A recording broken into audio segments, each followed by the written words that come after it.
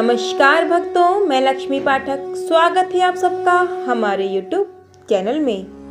भक्तों, आज हम आप सबको बताएंगे करवा चौथ व्रत के इन 6 विशेष नियमों के बिना अधूरा रह जाता है व्रत। अखंड सौभाग्य के लिए हर सुहागिन को करना चाहिए इसका पालन। तो आइए देरी ना करते हुए करवा चौथ के कुछ नियमों के बारे में हम आप सबको बताएंगे। करवा चौथ 20 अक्टूबर को रविवार के दिन पड़ रहा है।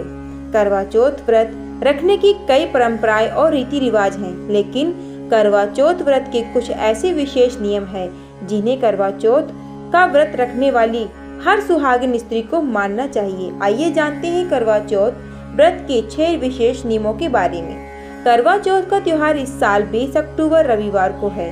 हिंदू पंचांग के अनुसार करवा चौथ का पर्व कार्तिक मास की कृष्ण पक्ष की चतुर्थी को मनाया जाता है। करवा चौथ पर सुहागिनें अपने पति की लंबी उम्र के लिए व्रत रखती हैं और विधि विधान के साथ पूजा करके अपने विवाहित जीवन की खुशहाली के लिए प्रार्थना करती हैं। विभिन्नताओं से भरे इस देश में करवा चौथ व्रत मनाने की कई तरीके हैं। सभी लोग अपनी अपनी परंपराओं का निर्वहन करते हुए करवा चौथ के विभिन्न रीति रिवाज और नियमों का अनुसरण करते हैं, लेकिन करवा चौथ के कुछ विशेष नियम ऐसे हैं जिन्हें हर स्त्री को मानना चाहिए। आइए जानते हैं करवा चौथ के व्रत के नियम। करवा चौथ व्रत में कई जगह सरगी का रिवाज है। सरगी सास बहुओं को देती है, जिसमें मेवे, फल, मिठाई और श्रृंगार का सामान शामिल होते हैं। इसे सूर्य उदय से पहले खाना होता है। इसके बाद रात्रि तक चंद्रदेव को अर्घ देने तक निर्जला व्रत का पालन करना होता है। अगर किसी महिला के परिवार में सरगी की परंपरा नहीं है तो भी वह कृष्ण पक्ष की चतुर्थी तिथि लगने के बाद कुछ खाने या पीने से परहेज करते हुए निर्जला व्रत का पालन कर। करवा चौथ पर इन 6 चीजों को श्रृंगार में जरूर करें शामिल। आप अपनी पसंद के अनुसार किसी भी रंग के कपड़े पहन सकते हैं और श्रृंगार कर सकते हैं, लेकिन करवा चौथ पर विवाहित महिलाओं को श्रृंगार की 6 चीजों को धारण जरूर करना चाहिए। ये 6 श्रृंगार हैं: मेहंदी, सिंदूर, मंगलसूत्र, चूड़ियां, बिंदी और बिछिया। करवा चौथ के दिन इन चीजों को धारण करके विधि विधान के साथ करवा माता की पूजा करने से सौभाग्य में वृद्धि होती है और वैवाहिक जीवन खुशहाल बनता है। करवा चौथ पर चांद देखकर ही खोलें व्रत। करवा चौथ का सबसे जरूरी और विशेष नियम है कि विधि विधान के साथ पूजा करने के बाद रात्रि में चंद्रदेव की पूजा और उन्हें अर्घ जरूर दें। साथ ही करवा चौथ की कथा सुनने के साथ ही भगवान शिव, माता पार्वती, कार्तिकेय, गणेश जी की पूजा भी जरूर करनी चाहिए। इससे आपका वैवाहिक जीवन खुशहाल रहता है और आप जीवन में तरक्की करते हैं। मिट्टी के करवे से देना चाहिए चंद्र देव को अर्घ।